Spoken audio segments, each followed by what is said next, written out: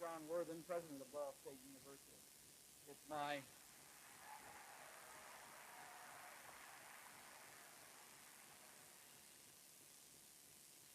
pleasure to welcome you to Ball State and to this evening's distinguished lecture series.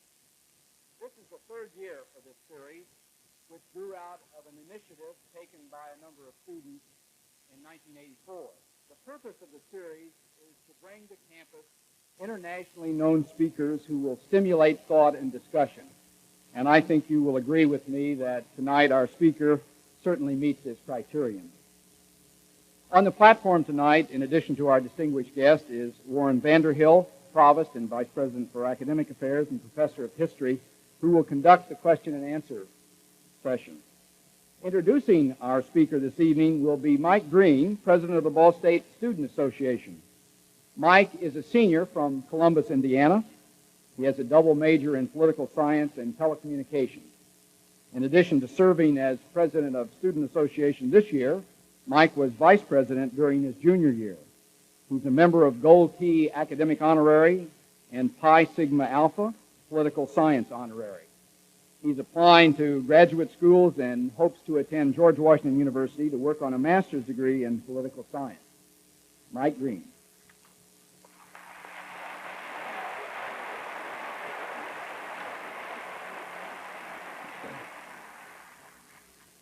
Thank you. I would also like to take the opportunity to welcome everyone tonight. Tonight we are indeed honored by the presence of a truly great American leader, a man of peace and great faith, a man who truly understands the role this nation should play as leader of the free world. Of course, I'm speaking of the man on my right, President Jimmy Carter. James Earl Carter, Jr. was born on October 1st, 1924, in the small farming community of Plains, Georgia.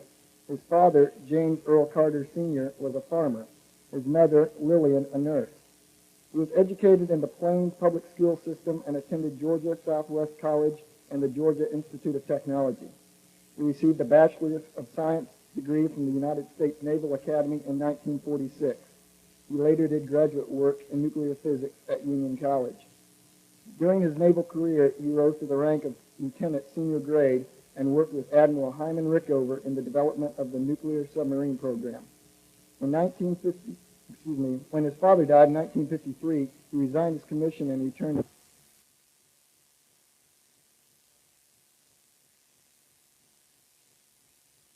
supplies.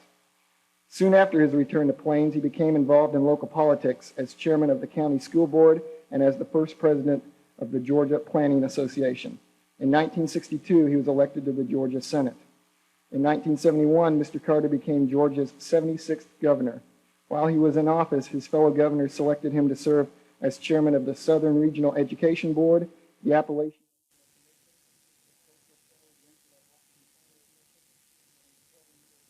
Board. In 1973, he became the Democratic National Committee campaign chairman for the 1974 congressional elections. He announced his candidacy for the Democratic presidential nomination on December 12, 1974, and won his party's nomination on the first ballot at the 1976 Democratic National Convention. He was elected president on November 2, 1976. Jimmy Carter served as president from January 20, 1977 to January 20, 1981. Noteworthy foreign policy accomplishments of his administration included the Panama Canal Treaties, the Camp David Accords, the SALT II Treaty with the Soviet Union, and the establishment of U.S. diplomatic relations with the People's Republic of China. He also gave new meaning to the cause of human rights throughout the world. On the domestic side, the administration's achievements included a comprehensive energy program conducted by a new Department of Energy, deregulation in energy, transportation, communications, and finance, major educational programs under a new Department of Education, and environmental protection legislation, including the Alaska Lands Act. In 1982, he became University Distinguished Professor at Emory University in Atlanta, Georgia. He also founded the Carter Center of Emory University, a policy center for addressing vital world issues through nonpartisan study and consultation. Besides teaching and developing the Carter Presidential Center, which includes a presidential library and museum, he is also on the board of directors for Habitat for Humanity, a nonprofit organization that helps build homes for needy in the United States and the underdeveloped countries. Ladies and gentlemen, it is my great pleasure to introduce President Jimmy Carter.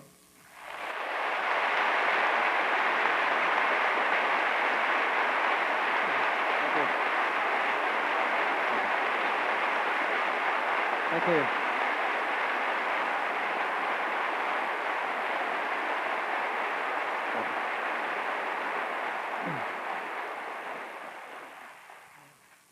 President Worthen, President Green, friends, students, faculty, trustees, administrators of Ball State University. It's a pleasure for me to be here tonight. This is a wonderful auditorium, and I see that every seat is filled, which is a great pleasure for me. Sometimes when you have been in politics and are now out, you don't know what the reception might you might anticipate. And particularly troublesome to a former politician is the introductions.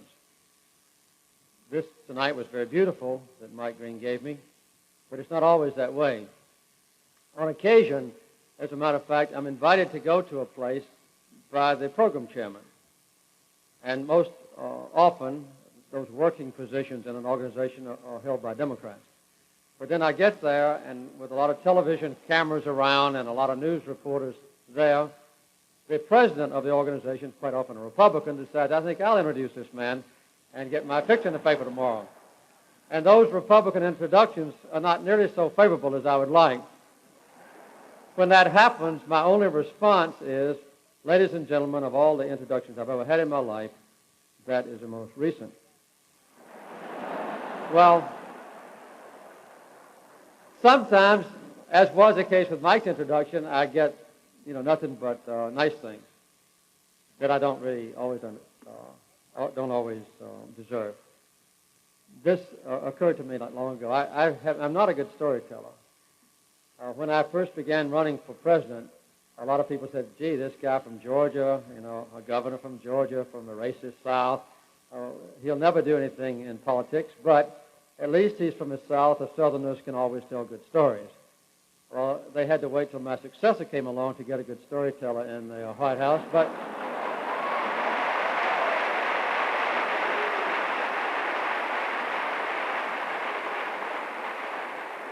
well, I think I ought to be completely honest. During the time I was in the White House, my ability as a raconteur was remarkably good. If I would tell a joke when I was president, the audience always responded very well. But when I left office, my ability drifted away, except on one notable occasion, and this illustrates a point that I want to make. I went over a few years ago to Japan on a speaking tour, and one of my lectures there was a graduation address at a small college near Osaka. And I had to make my speech in English, and I had a Japanese interpreter. If you've ever had a speech translated into Japanese, it takes longer in Japanese than it does in English to say something. Anyway, I thought I would open my talk with a brief joke. So I went back in my ancient files when I was running for governor, and I resurrected a brief joke, and primarily because of its brevity. And I told the joke, and then the interpreter gave my joke. And it was unbelievable, the response of the audience. They just laughed and laughed and laughed and almost fell out of their seats with laughter. And I couldn't believe, how well I had done in Japanese. So later we went to the little holding room after the event was over, and I asked the interpreter to tell me how he told my joke. And he was very evasive. He wouldn't answer my question. I insisted, you've got to tell me how you told this joke, because it went over better in Japanese than I've ever done it in English, and I want to know what the trick is. And he finally said, I hate to admit this, but I told the audience, President Carter told a funny story. Everybody laughed.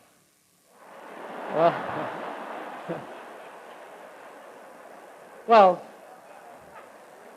so there are times when you get credit for something you don't do. There are other times when you don't get enough credit. Tonight, however, I want to take a few minutes and describe to you the nature of the office of president from my own perspective, the significance of this year's election, and perhaps your role in shaping our country's character. And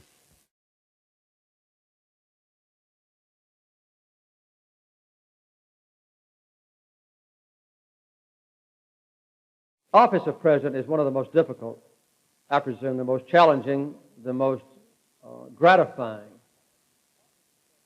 and the most powerful on earth.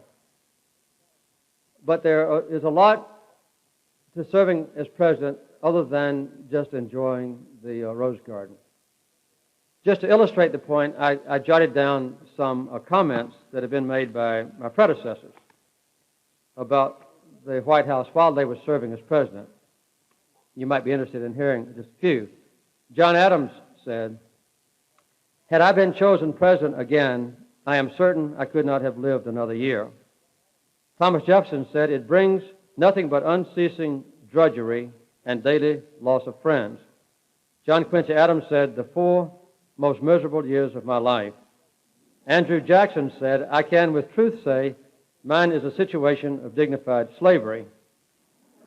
Abraham Lincoln said, "In God's name, if anyone can do better in my place, let him try his hand at it. I wish I had never been born." Garfield said, "My God, what is there in this place that a man should ever want to get in it?" McKinley said, "I have had enough of it, heaven knows." Wilson said, "The office of president requires the constitution of an athlete, the patience of a mother, and the endurance of an early Christian." Harry Truman said, "There is no exaltation in the office of the President of the United States. Sorrow is a proper word." And Harding, as you may imagine, said, "God, what a job." Well, I might add hastily that all these guys who made these comments in their first term ran for president a second term. So these are transient feelings that you have when you're in the White House. There's a lot of frustration there, but there's a lot of gratification too. I thoroughly enjoyed being president because of the honor of the responsibilities, because of the breadth and interest of them, because of the tremendous nature of the country I served, and because of the support of the people I had. And I look back on my duties as president as one of the highlights of my life. The breadth of the challenges is very wide. And the shape of the office itself changes, not because the Constitution is amended, not even because laws are changed, but the office of president is shaped by the character or ambition or priorities of the person who serves there. We all have been different, all 40 of us who've served as president so far.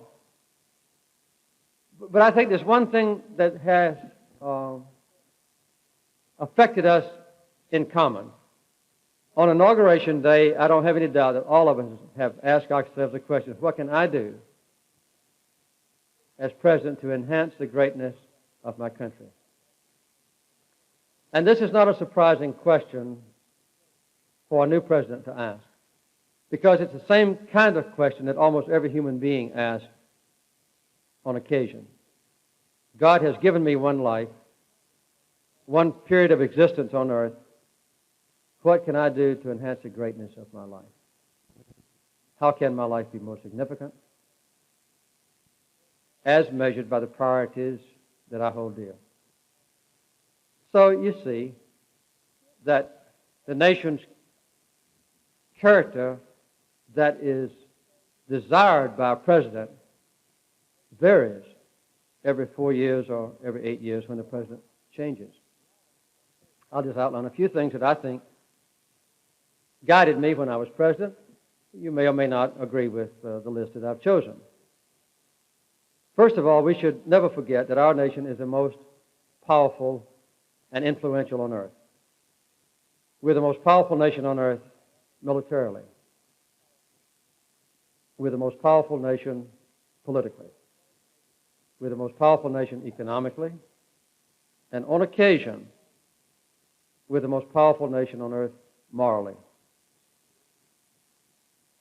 This influence of the preeminent country in the world ought to be used to accomplish the goals that make our nation a great one. What are those goals? First of all, I think our nation's influence should be used for the enhancement of peace. Not just peace between ourselves and potential adversaries, like the Soviet Union perhaps, but peace for other people on earth. When our country adds its weight to any peace process in a consistent and enthusiastic and well-advised way, that is the major factor that might bring an end to hatred and to bloodshed.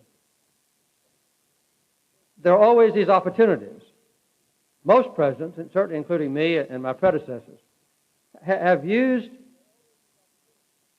negotiation and diplomacy almost constantly to try to deal with trouble spots on earth. Sometimes these troubled spots didn't directly affect the security of our country. Sometimes they did. I don't think, for instance, that there'll ever be an outbreak of hostility between us and the Soviet Union because the Soviets and the Warsaw Pact nations invade Western Europe. There are many reasons why this is an illogical prospect. But I have always felt, before, during, and since I've been president, that the most likely flashpoint, you might say, for an international conflict of a global nature is in the Middle East. Because we have deep allegiance to Israel, the Soviet Union has deep allegiance to Syria and others, and we can't control the policies or the actions of the Israeli government. And neither can the Soviets control the policy or actions of President Hafez al-Assad in Damascus. And if those two countries endanger the existence of the other, we might very well have a confrontation between us and the Soviet Union. This almost happened in 1973, as you may remember, when our entire nuclear and conventional forces on a worldwide basis were placed on alert. So the Middle East is an area where our country's influence should be used constantly and persistently to bring about a peaceful resolution of differences. We've now wasted 7 years with an almost total absence of peace initiatives in the Middle East. Only recently has Secretary Schultz been to the Middle East on a peace mission, and I admire him for it and have offered him my full support. But for the preceding period of time when many opportunities arose, our own nation's response was to send Marines into Lebanon and to have our battleships cruise up and down the coast and to shell the small villages in the mountain areas around Beirut. This damaged severely our nation's stature as a peace-loving nation and as a champion of the resolution of disputes. Central America is another example, nearer to home. For the last 6 or 7 years, the Contadora nations, democratic countries, leaders, and more recently those in Central America under the Arias Plan, evolved at a meeting in Guatemala, have offered an opportunity to resolve the war in Nicaragua in a peaceful fashion. Our nation, instead of being a party to the peace process, has been the main obstacle to the peace process. Our response has been to finance the Contra war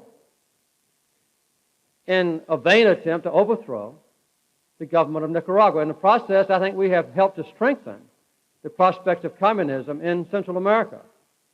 And we have alienated many of the people of Nicaragua who look on us as a major persecutor of or enemy of their country. But to add our tremendous influence in a peaceful fashion could still bring rich dividends. And I hope that these two areas of concentrated peace effort will be adopted enthusiastically and maintained persistently without deviation by the next occupant of the White House, whether it's George Bush or a Democratic president. So peace is a worthy goal for a great nation. The relationship between us and the Soviet Union, including arms control, is another tremendous opportunity for our country and one that exhibits the greatness of our country. I concluded the SALT II Treaty after 6 years of negotiation, implemented originally by President Nixon and Ford, who followed in the footsteps of their predecessors, Democratic and Republican. there is a remarkable new leader in the Soviet Union, Mikhail Gorbachev. No one yet is able to assess accurately the degree of his sincerity. But he offers opportunity for progress in relations between the superpowers that are very promising. He has catapulted himself into the most popular leader on earth.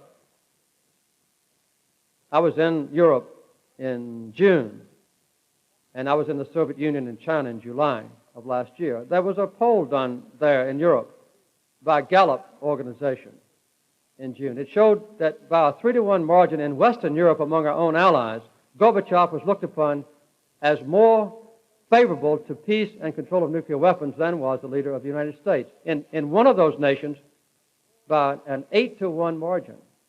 There's no reason why any American president needs to defer to a communist leader as a foremost champion of peace and the control of nuclear weapons.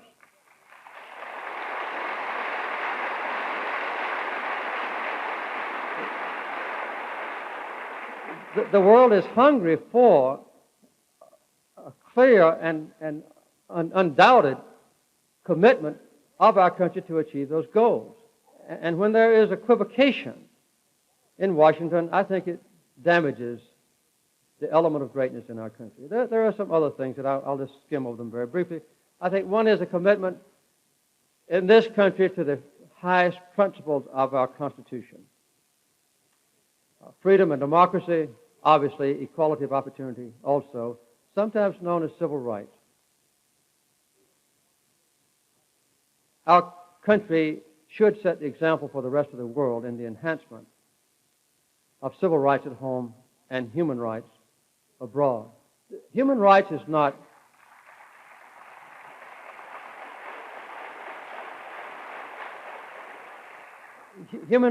just a phrase like apple pie or motherhood or the 4th of July. Human rights is an incisive cutting edge like a razor that among oppressed people is the most important element of existence.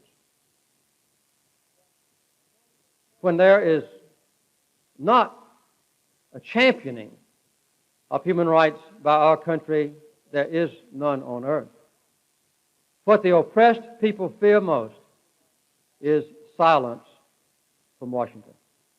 And what the oppressors want most is silence from Washington. So the commitment to human rights is something that ought to exemplify our nation and its government at all times. The most vivid promoter of or exemplar of a commitment to human rights, in my opinion, was Harry Truman, who applied the basic principles of that commitment even to our adversaries following the Second World War. And I hope that the next president will very soon be known on a worldwide basis as the foremost champion of human rights. Well, there are other commitments. We need to be concerned about the quality of life of our own people and those around the world. There are environmental questions that cause many people great concern. The destruction of the ozone layer, the buildup of CO2 in the atmosphere, the decimation of rainforests, the obliteration of many species of life, both plant and animal, the erosion of land, the pollution of water and air. And there are other aspects of environmental quality that are important. Whether a person has a place to sleep, or health care, or food to eat, or even an opportunity to be educated. But a great nation ought to be concerned about these things, not only among our own people, but throughout the world. Because with just a little expenditure of our tremendous wealth, we could transform the quality of life of others. And in the process, it wouldn't be a net sacrifice for us. It would bring back dividends that would far exceed any monetary sacrifice or contributions that we've made to these goals. Well, we've got to keep our strength. We need a strong defense. My professional background is in the military. As Mike pointed out, I went to the Naval Academy. I was a submarine officer. I was a nuclear submarine officer. And when I was president, I was deeply committed to work closely with the Joint Chiefs of Staff, the Secretary of Defense, other specialists in the field, and also to work with Democratic and Republican leaders in the House and Senate interested in defense. And we had a very steady and predictable growth in the defense establishment while I was in office. When we needed a new weapon system, I required the Pentagon to eliminate old weapon systems of an equal cost. And we put together budgets that were presented to the Congress, and the Congress never modified my defense budgets more than 0.5%. We need to maintain that commitment because the American people can't forego having strong military forces. But those military forces ought not to be used to be injected into the internal affairs of other nations. They should be used to assure the world that here is a nation of greatness committed to the maintenance of peace, and that's the sole purpose of the military forces.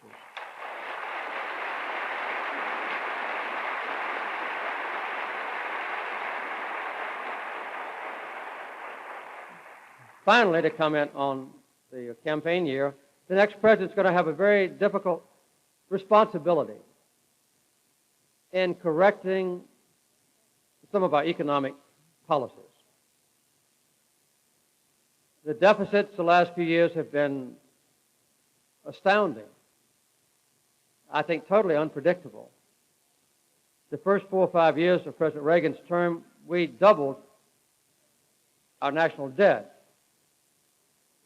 Those deficits equaled all the deficits from George Washington through the time I left office. And they will have been almost tripled by the time President Reagan leaves office. And the next president is going to have to show an element of political courage as well as cooperation with the House and Senate leaders in both parties to bring about a correction of this serious error.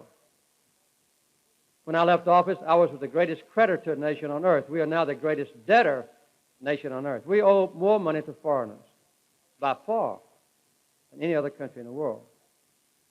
These kinds of things are going to plague us for a long time. I remember when I was a young state senator, Lyndon Johnson struggled one year not to present the Congress with a budget that totaled $100 billion.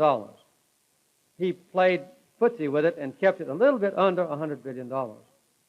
Next year, the interest on our debt will be $200 billion. And that's $200 billion that can be used for better housing, better highways, better education, better health care, better research, better jobs for our people. And the president's got to do that.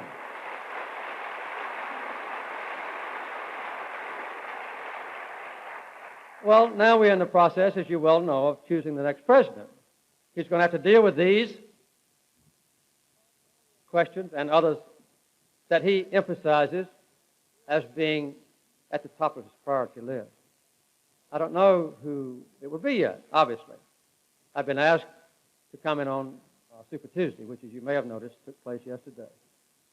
And it's obvious to me now that George Bush will be the Democratic nomination, barring some political miracle that might let Bob Dole come back. But I think that Bush will be the nominee of the Republican Party. And I haven't lost any sleep last night about that prospect. I don't think that George Bush will overwhelm the Democrats with charisma, starting off. And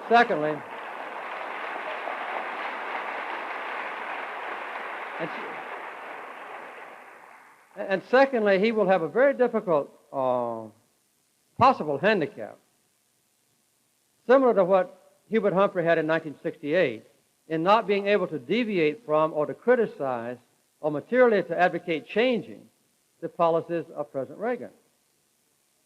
And some of the policies of President Reagan in the public opinion polls are not popular, although he himself is very popular. So Bush will have that problem. We don't yet know who the Democratic nominee will be. Yesterday was a surprise to me in several ways. One is, I never thought that Senator Gore would do as well as he did. and I don't think he anticipated that level of achievement. But I think he carried 5 states. I haven't seen the latest and final returns.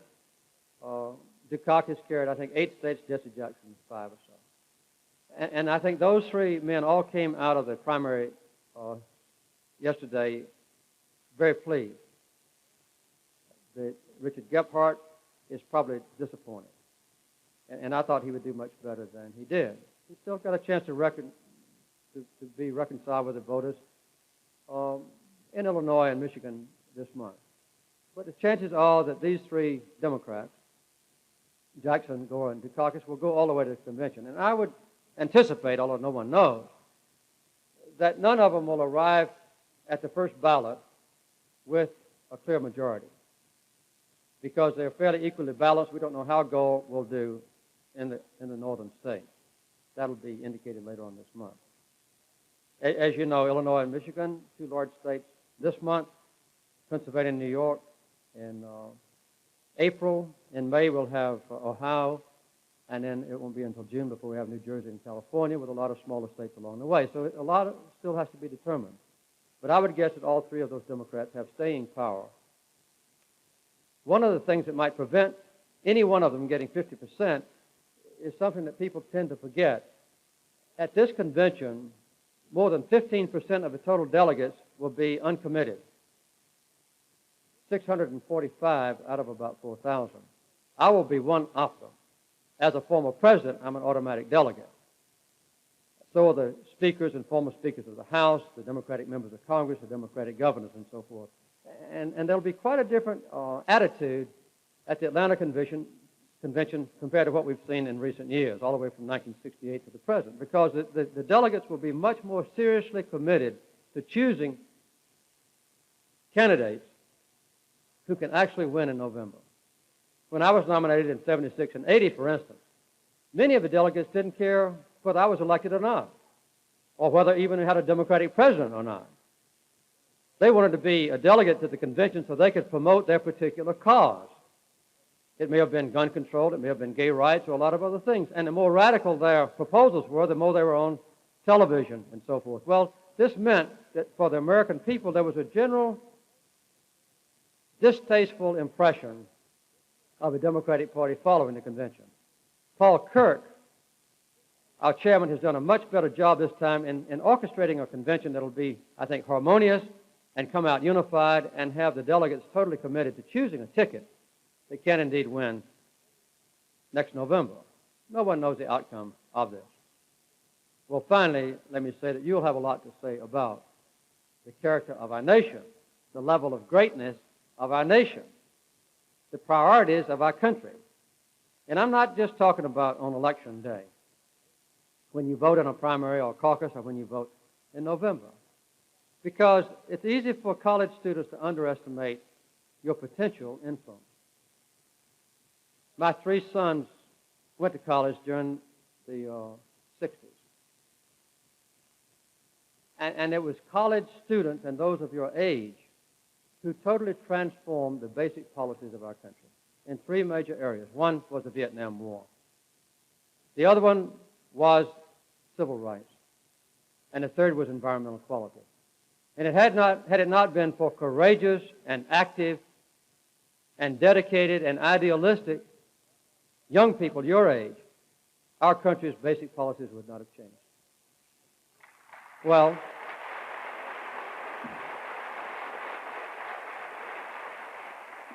you still have that opportunity. I have another child who came along 15 or 20 years later. And Amy, I wouldn't advocate that all of the students at this university adopt Amy's level of activism. But Amy is devoting a major portion of her life to making sure that apartheid is eliminated in South Africa and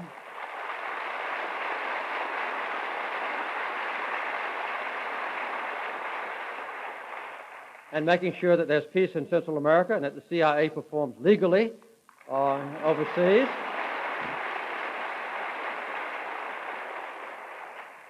And although I often wish that Amy would stay in the classroom, take care of her lessons, be an all-A student, and graduate on time, that's not Amy's choice of life, but of course we're still proud of her. But the point I'm making is that you have a great potential impact on the level of greatness of our country. It's not just presidents who determine what kind of country we have. In a democracy, that decision is made by people like you. We have now the greatest nation on earth. And I'm sure with your influence, in the future, we'll maintain that level of greatness, even substantially enhanced. Now, I would be glad to answer any questions that you have as the provost directs you. Thank you very much.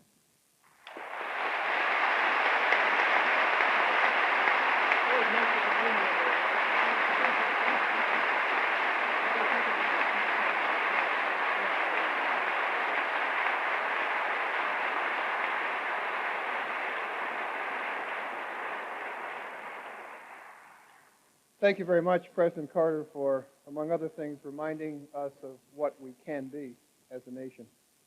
The format that we'll follow for the question and answer period is quite similar to the one we have followed for the past year or so with our other distinguished lecture series participants. We have 2 open microphones down here at the front, the end of either aisle, and 2 in the front of the aisles, up from these 2 aisles in the balcony. President Carter has graciously consented to conduct the question and answer session by himself. He's quite skillful at this, as President Worthen's daughter has told me, since she's a senior at Emory University and has participated in lectures and question and answer sessions, which he has done at that university. So at this time, I'll ask President Carter to come back to the podium and just simply rotate the 4 different mics and take questions.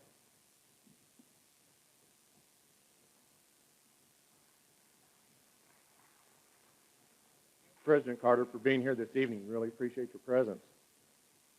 One of your actions in, in office that I'll always agree with, respect, and indeed praise is the work you did on the Camp David Accord. In regards to that, I have 3 points I'd like for you to expound upon. Please let us in on what specific events, conversations, personal observations motivated your personal involvement. 2, what would you have done differently? And 3, if you were president today, what would you do to continue and to expand the Camp David Accord? All right. First of all, the reason that I got involved in the Camp David Accords and originally in the Mideast peace process was because I felt then and now, as I said in my talk, that the most likely place of conflagration, of confrontation between us and the Soviet Union is in the Middle East. And I had seen this historically threatened in the past. It's also an area of extreme complexity that requires a lot of political courage to deal with it, in that when you start talking about Palestinian rights or Palestinian homeland or self-determination for Palestinians, that is politically explosive language in this country. And someone had to do it, and I chose to be that someone. And it was because of those kinds of statements, along with our commitment to Israel and Israel's security and permanent peace, that let both sides in the Camp David Accords trust me as an honest mediator. I had a very intimate relationship with Sadat. He trusted me perhaps too much. At Camp David, I would say that Prime Minister Begin didn't trust me quite enough. But after 13 days, we were successful in hammering out an agreement between them. And the last 10 days of that negotiation, Sadat and Begin never saw each other because they were so totally incompatible. When they were in the same room, there was no way to make any progress. So I went from one to the other and negotiated for the last 10 days. But the Camp David Accords spell out principles that I think are unavoidable as a basis for future progress in peace. The Camp David Accords reconfirmed the statement in the United Nations Resolution 242, summarized by exchanging territory for peace. This was adopted by Begin reluctantly. It was confirmed when the Knesset, or the Parliament of Israel, adopted Camp David. 242 is a part of the Camp David text. Presently, Prime Minister Shamir and some of his chief associates, Sharon, Aarons, and others, reject any possibility of giving up territory in the occupied area in West Bank or Gaza. And I think this is a handicap or an obstacle that will have to be overcome. What mistakes did I make at Camp David? I think that if I had been more attentive and had kept King Hussein informed about the reasons for going to Camp David, the principles that we were discussing, and then perhaps even giving him secret briefings while the negotiations were ongoing, we could have come out better. Obviously, it was impossible then for him to come to Camp David. He would not have done that, but I could have kept him more thoroughly briefed. What should be done now? I don't see any alternative now in the Middle East except to go to an international peace conference under the sponsorship of the United Nations with a plenum group comprising the 5 permanent members of the UN Security Council. This plenum group could convene the session, let all of the parties to the disputes give their best case to a worldwide audience, and then adjourn into bilateral discussions between Israel and her neighbors, Israel in Lebanon, Israel in Syria, Israel in Jordan, with perhaps there being the best place for the Palestinians to participate. There are no remaining issues between Israel and Egypt. And then if there's a deadlock in those direct negotiations, they could refer back to the plenum group, maybe for assistance or for advice. The plenum group could also do 2 other things to summarize very briefly a complicated issue. One is they could guarantee that any agreements reached would be carried out with use of UN troops and that sort of thing. And they could help to finance the cost of an agreement, which would be substantial. I wouldn't expect the United States and Great Britain, France, and China and the Soviet Union to pay the whole cost, but they could pay part of it and call on rich countries like Japan and Saudi Arabia to pay other costs. That's the only alternative I see. There are some very tricky things here. I told you earlier I was talking to Gorbachev and Soviet leaders last July, and to the Chinese as well, Deng Xiaoping and Zhao Ziyong, and I asked them if they would be willing to recognize Israel diplomatically at the initiation of a peace conference, and they replied in the affirmative. They didn't make any firm pledge to me, but they said that would be a logical assumption. So that's one of the obstacles. The other one, and I don't want to finesse it because it's important, is what would the Palestinian delegation be like? I envision, based on some commitments that I have, that the Palestinian delegation would be chosen by the PLO, but would not consist of PLO leaders. There are even a few professors who teach in this country who would be acceptable to the PLO leadership to represent the Palestinians in the negotiations. So that's, in very quick outline, an answer to your 3 questions about a very complicated subject. I don't look upon this prospect as hopeless. The present altercations in the West Bank and Gaza, the bloodshed that has horrified the world, might even, because of the crisis nature of it, precipitate more effort on the part of different nations to come to the peace table again. It's 7 years overdue. As I said earlier, I'm very eager to help in any way I can in a limited fashion if called upon by Secretary Schultz or others. Thank you for your question, and now we'll go here. You spoke about your daughter Amy's concern for South Africa. Yes. The situation in South Africa has changed dramatically since you were in office. Recently, President Reagan was asked if he would favor aid to freedom fighters working to change the government in South Africa. I think most of us remember President Reagan's answer was a misstatement. He spoke about the conflict as a tribal and not a racial conflict. How would you answer that question that he was asked about U.S. aid to freedom fighters in South Africa? And what policies toward South Africa would you hope the next president to pursue? As you know, there's been a constant altercation between President Reagan and the Congress since he's been in office about what to do about South Africa. And President Reagan has basically cast his lot with the white supremacy government in South Africa and with a genuine belief, I think, that cooperating with the Botha government and protecting them from any condemnation by the United Nations or any kind of trade embargo is the best way to end apartheid. Obviously, I think that policy is erroneous and fallacious. When I was in office, we insisted upon an end to apartheid, free elections in South Africa, and a one-person, one-vote basis, which obviously horrified the white leaders of South Africa.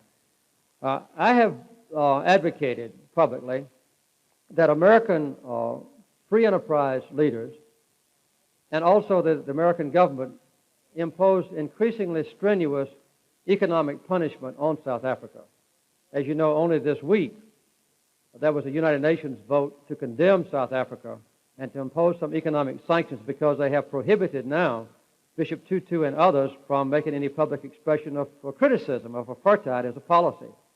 And the UN Security Council was kept from approving this resolution by a veto on behalf of the United States. Well, you know, this is the worst example, I think, in the world of human rights violations. And our country has come down on the side of the oppressors in South Africa. So I think that we should reverse that policy.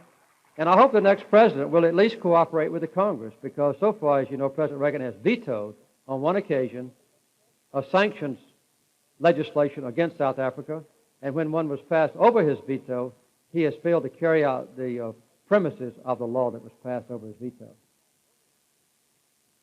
Thank you. Next up, I can't see you, but I can. Good evening. Please share with us your personal observations and feelings about Habitat for Humanity, and how would you suggest people get involved in this organization? One of the delightful things that Rosen and I do as volunteers, this is not associated with the Carter Center, is to participate in the Habitat for Humanity program. What it is, to be very brief, is that we build homes in partnership with poor people in need. There are 250 Habitat communities in this country, and we have Habitat projects in 25 foreign nations. In each case, volunteers, almost entirely from the United States, work with the families that are going to live in new homes, side by side, in building the simple but adequate, decent housing. The Bible says when you lend money to a poor person, you don't charge interest. So we don't charge any interest, and we don't charge any profit. Some of the materials are donated, and a lot of the work is donated. So this means that families who are not even financially able to qualify for government low-interest housing can have good homes, which they themselves have helped to build. In the process, quite often, a family that has never had any success in life sees a home produced for themselves that they have helped to build. And in the process, they learn often how to pour concrete, how to lay bricks, how to put up a stud wall, how to erect roof trusses, how to hang sheetrock, how to put in plumbing fixtures, how to put in an electric system, and so forth. And often when Habitat moves on to another community, we leave behind us a core group of people who are able to do simple construction projects. We have these projects in quite a number of places. We've built more than 600 homes in Zaire. We've built just finished 160 homes at a 13,000-foot elevation in southern Peru on the shores of Lake Titicaca. We have 6 different projects in Nicaragua. We work side by side with the Nicaraguan people to build them homes. We have projects in many other countries as well. One of the exciting things about Habitat is that it's not charity. We don't give away anything. It's not a handout from rich Americans to poor people. We work side by side with the people that will live in the homes. And in some cases, they are required to put in 2,000 hours of work, they and their family members, on their own home and their neighbor's home. In some cases, it's a few hundred hours. And then they have to make monthly payments when they move in the house. Quite often, to get a very nice house in this country that is worth maybe $20,000, their monthly payment's only $100. If you figure 20 years to pay back $20,000 with no interest and no profit, it amounts to that. So this is a very wonderful program. The money comes from private contributions, mostly from the Christian community in this country, but not exclusively. We have a lot of Jewish volunteers who work as well. And one thing that that any of you can do is to volunteer to work in a habitat project. We now have a growing number of universities within which there are Habitat for Humanity chapters. At our church in Plains last Sunday, we had 2 large student groups, one from a university in Ohio and one from Duke University. And they come down to the international headquarters, just 10 miles from Plains, and they learn how to build houses, or they learn how to organize habitat chapters. Sometimes the students will volunteer to work an entire summer, building homes in partnership with poor people in need. So Habitat's a wonderful kind of project. It's a type of thing that any of you could do. It's exciting. Finally, let me say that now for the last 4 or 5 years, Rosen and I head up a group of volunteers, most of whom have never hit a nail with a hammer, never have turned on a power saw, and we spend a week every summer building homes. We've been to New York 2 summers, to Chicago. Last summer, by the way, we were in Charlotte, North Carolina. When we arrived in Charlotte, there were 14 empty concrete slabs poured on Monday morning, and Friday at noon, we moved in 14 families to brand new completed homes with carpets and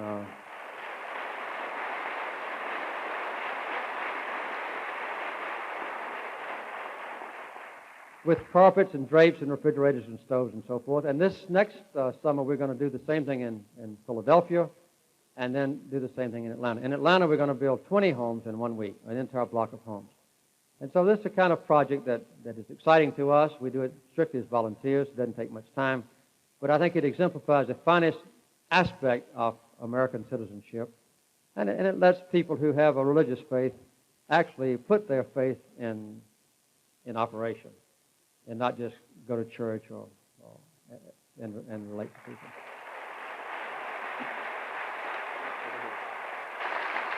Thank you, Mr. President. Welcome to Ball State University, and we thank you for coming this evening. Thank you. Mr. Carter, during your term as president, you helped win approval of the Panama Canal Treaty. At the time, you obviously felt that this was a good idea. My first question is now, in view of what has happened in Panama these past few weeks, do you still think giving the canal to Panama was a good idea?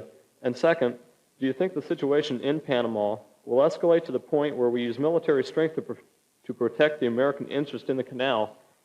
And should we use that strength if all else fails? As you may or may not know, the Panama Canal Treaty that existed since the early 1900s was signed in the middle of the night in the private home of Secretary of State Hay, along with a Frenchman who had not been to Panama in 18 years. No Panamanian was involved at all in the treaty negotiations or the text. There was a delegation of Panamanians that had already landed in New York. They were on the way by train to Washington to object to the treaty terms, and that's why Secretary Hayes signed this treaty in the middle of the night. All the way down since that time, until President Johnson was in office, there was a growing fervor of disapproval in Panama against this unfair treaty. There was a riot in Panama when Johnson had been president for about 6 weeks, and a number of people were killed, several dozen. Panama broke diplomatic relations with the United States then, and every country in this hemisphere except us condemned the United States for maintaining its commitment to that unfair treaty. President Johnson promised the Panamanian president that we would renegotiate a new treaty, and he tried, but when he submitted it to the Congress rejected it immediately. Subsequent to that, President Nixon and President Ford attempted to implement a new Panama Canal Treaty, and in both cases they failed to get Congress to accept it. When I became president, I committed myself to having a new and fair treaty, and that's what we negotiated, 2 treaties as a matter of fact. One covers this century, where over a period of time, between now and the year 2000, we and Panamanians operate the treaty in partnership with an increasing element of Panamanian control up to the end of the century. In the 21st century, beginning in the year 2000, we have the right to defend the canal against any exterior threat and to go to the head of the line in using the canal whenever it's necessary for us to defend American interests. And this is approved by us and the Panamanians. The Senate of the United States ratified the treaty by 68 votes. It was one of the most courageous things that the Congress has ever done. I think at this time, we should keep the Panama Canal issue totally removed from the political situation in Panama. I negotiated the treaty, and it was ratified under a very enlightened leader, Omar Torrijos, who was committed to carrying Panama on to a democracy. And he did the best he could until he had an untimely death, I think the first year after I was out of the White House. Some accusations have been made that Noriega, the present dictator, was instrumental in Torrijos' death. Nobody knows about that, and I'm not alleging that now. General Noriega is, I think, a disgrace to his country. He is an oppressor. He is a thief. He's a criminal. He's been involved since he's been the head of Panama's government in massive handling of drugs, according to the evidence presented in court. And I'm ashamed to admit that part of this drug dealing was done with the knowledge of our government. It was only after Noriega quit supporting the Contra War that a decision was made to reveal Noriega's involvement in the drug traffic. Now I think we should do everything we can to force Noriega out of office. There are two or three constraints that I would recommend, however, and I have recommended these to the State Department, to the Defense Department, and to the White House. One is that we should not involve the Panama Canal in this political confrontation between us and Panama. We should honor our commitments to the treaty terms and not violate our nation's word of honor. Secondly, as we punish Noriega in order to force his removal from office, we should minimize the injury to Panamanian people themselves. And we should think, thirdly, about the long-term relationships between us and Panama. I think that is a very important consideration. So within those bounds, I think we ought to do everything we can to get rid of Noriega, who is a disgrace to his own country and to the civilized world.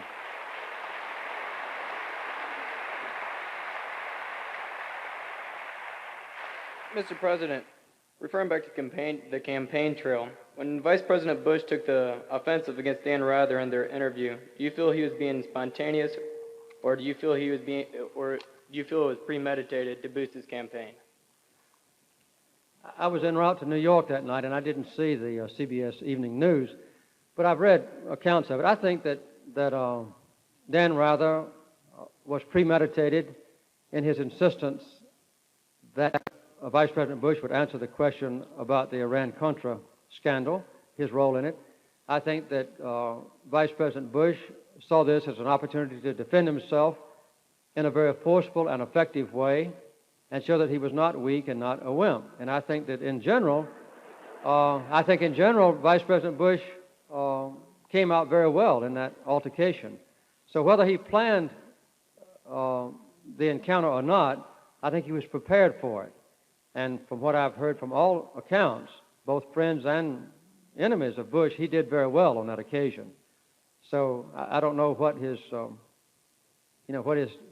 intentions were, but I don't think it hurt him at all. Sure. I'm a foreign student from South Korea, and since I have no interpreter for me, I will try to do my best to make myself well understood in your language. Great. And once a booking agent of a lecture firm said, we are in favor of freedom of speech, but we are against the free speech. But whether we believe him or not, I believe the honorarium the Ball State is paying for tonight is the money very well spent, and I'm very glad for that. And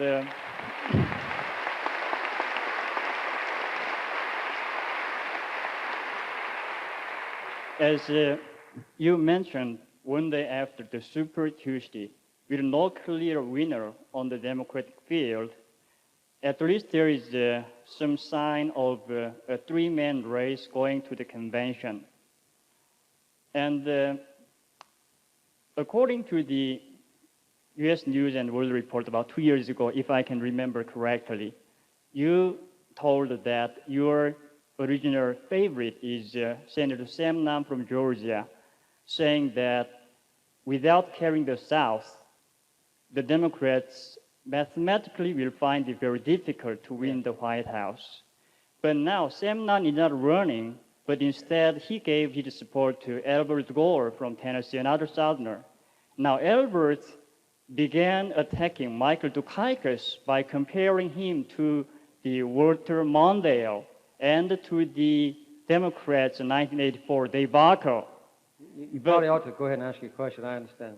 Okay. And but you said that George Bush may not overwhelm the Democrats with charisma, but the absence of any charismatic candidate on the Democratic side, combined with some kind of static economic growth, some people say that this will propel George Bush to the presidency in 1979.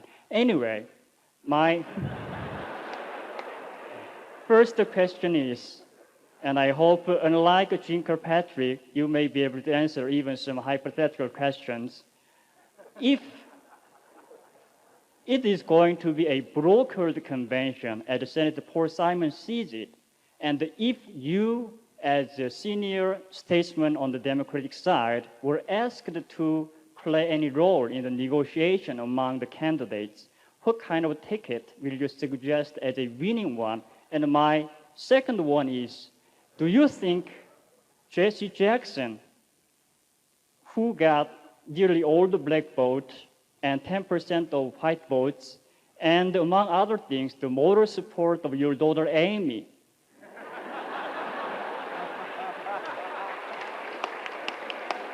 will turn out to be a liability than an asset for the unity of the Democratic Party if he is dropped at the convention, mainly because of his much talked about unelectability, a pastor, a black. Okay. And how do you see? I'm not going to have time to answer your question. How do you see the disillusionment Jackson's very dedicated supporters will affect the election in November? Okay.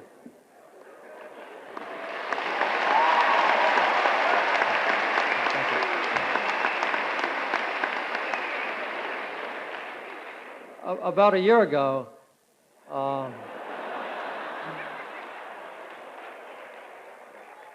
I made a public announcement that if Senator Sam Nunn from Georgia did run, that I would vote for him, but that I would not get out and campaign for him. And when Sam Nunn announced that he would not be a candidate, then I informed all the other candidates that I would not express a preference among them until the convention time. And I'm going to honor that commitment. I'm not going to indicate for whom I will give my support. Secondly, I think that it's not accurate to say that we have no charismatic Democratic candidates. And it may be that George Bush would develop an element of charisma that would be very significant. I'm not predicting that now. But I don't think anyone could claim that Jesse Jackson is not charismatic. I think he is certainly one of those who is. And one thing you have to remember is that after the turmoil and the confusion of a primary season is over and one person is identified to be the nominee for president, it may be Gore, it may be Dukakis, it may be Jackson, I'm not saying now, that person will be automatically exalted in stature. They will have already proven they are able to overcome all Democrats in the nation in achieving at least a nomination. I don't think Jesse Jackson is a negative factor at all in the Democratic Party. Jackson in 1984, I think in many ways was a negative factor. He's a very wise and competent man, and if there has ever been a perfect campaign run in our country, in its history, I would say that it's been Jesse Jackson's campaign in 1988. With practically no money, he has utilized his limited access to the public to gain remarkable support. And I would guess that Jackson will go to the convention with a substantial number of delegates. I don't know the quantity, maybe 20 to 30%. Who knows? I don't know what will happen at the convention. My main motivation will be which two men, or perhaps including a woman, which two people representing the Democratic Party in November will be most likely to win. And I'll do whatever I can with my limited influence. I'm not a major factor in the Democratic Party to ensure that that's the kind of ticket that we'll have. But I think that Jackson has done a lot of good things in this campaign. He's brought out some issues that others were afraid to bring out. And Amy sits in front of the television and watches the Democratic debates, and she gets fervently angry at the timidity of Democratic and Republican debaters who evade issues if they might lose a few votes by addressing them forcefully, and she doesn't think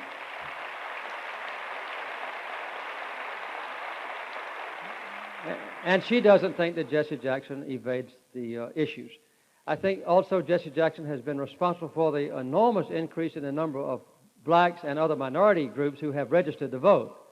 And as you say, he's shown an acceptance at least among 10% or so of the white voters. Well, if we come to the convention with a ticket, for instance, on which Jesse Jackson is not a participant, a likelihood, but I'm not predicting that, then I don't think there's any chance that Jesse Jackson would leave the Democratic convention in anger or encourage his supporters not to support the Democratic nominees if he should not get the nomination himself.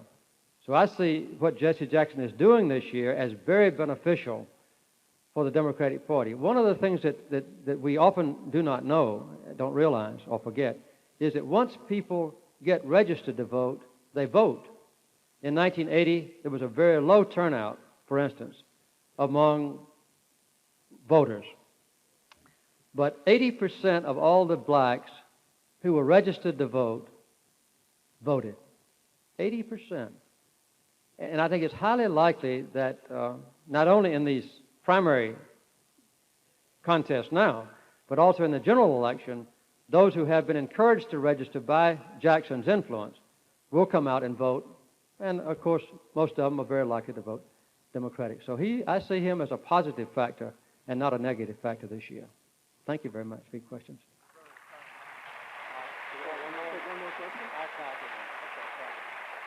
One more question. Take one on the balcony. Okay, up here, the provost tells me I only have time for one more question. Yes?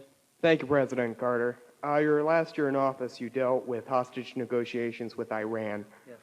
What were your thoughts about trading guns for hostages, and what action should be taken to obtain the release of hostages now being held in the Middle East?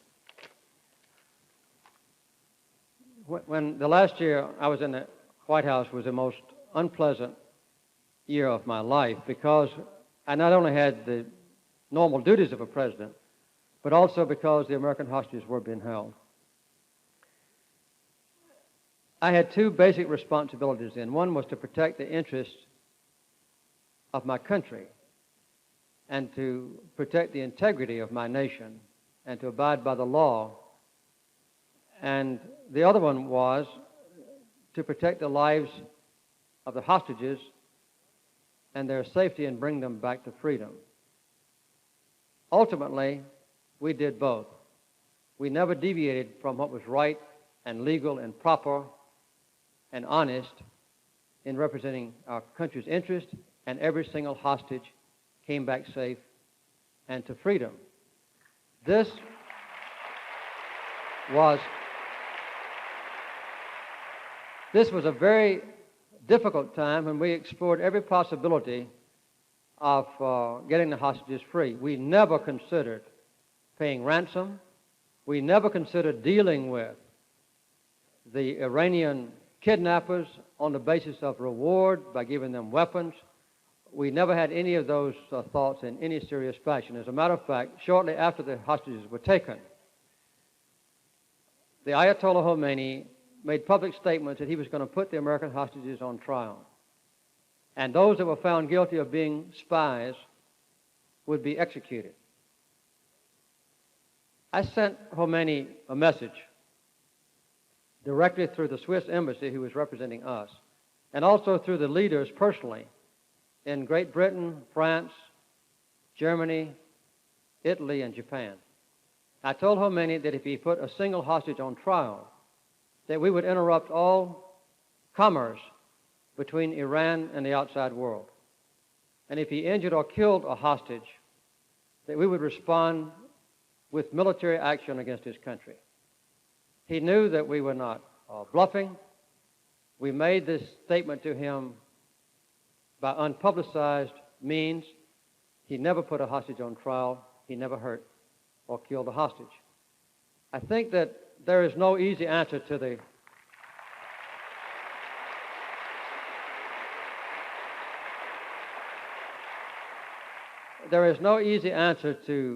the problem of hostage taking. And the next comments I make might be misinterpreted, I don't know. But in the first place, we have an obligation as a nation to keep the safety and freedom of our hostages at a very high level of priority. I have had a number of hostage families come to see me in Georgia to tell me that they could not even get an appointment with anyone in the White House or the State Department to talk about their husband or father who were being held hostage. And I don't think this is a kind of response to the hostage families. They ought to always know that the Secretary of State and the President and all of our resources were being used on a continuing basis to explore every possibility to get the hostages free. That wouldn't guarantee success, but that ought to be part of it. And we ought not ever to forget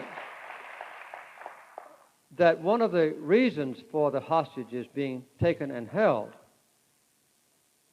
and I think one of them has been held now more than 1,000 days, more than 3 years, is the lack of progress toward peace in the Middle East.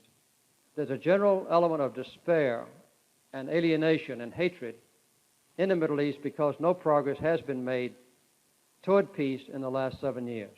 And I think if we could resurrect the peace process and let the Palestinians and the Lebanese and the Israelis and the Jordanians and the Syrians and the Egyptians know that something is being done, this would do a lot to lessen the level of terrorism there.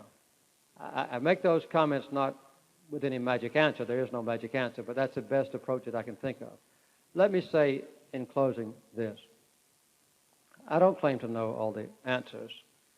I've been blessed with the honor of serving as president. And obviously a president has a great deal of influence in shaping our nation's policies, setting priorities for our country to achieve, making his own judgment about what is a measurement of greatness. I've given you my ideas tonight. You've had different ideas in the past in this same auditorium, I know. But the fact is that the character of our nation is not shaped by the president. It's shaped by the cumulative commitment of American citizens. And as I said earlier, it would be a serious mistake to underestimate your own capabilities. I don't know what your goals in life might be. I don't know but just a few of you. But in addition to your studies, political science or the science of teaching, or perhaps law or medicine, whatever, there is a vast realm of opportunities for your life to be more meaningful, for your own personal life to be a greater existence. And if you're interested in peace, or civil rights, or human rights, or environmental equality, or nuclear arms control, or any of these measurements of quality, if you're interested in serving others, if you're interested in housing, then you ought to devote a portion of your day or life to those goals. There's no limit on what we can do as individuals except the self-imposed limits. And quite often when we think we're making a sacrifice of time or perhaps money or whatever, we discover almost invariably that the sacrifices are not significant. It's the benefits that are significant. And it's very embarrassing to stop and ask ourselves every now and then, in the last 5 years of my life, How many times have I actually made a deep sacrifice of my own well-being or that of my family to serve others? And if the answer is never or seldom, I think that calls on us to maybe re-examine our own priorities. And that's what is so crucial about the benefits of citizenship in this country. We have the freedom not only to serve ourselves, but we have the ability and the influence and the education and awareness and the freedom to make our lives meaningful to others. But we could go day by day until we die and never confront the issue that I described to you about our nation. What can I do to make mine a better or a greater life? And my hope is that as Americans, your cumulative greatness will even further enhance the greatness of the most wonderful country on earth. Thank you.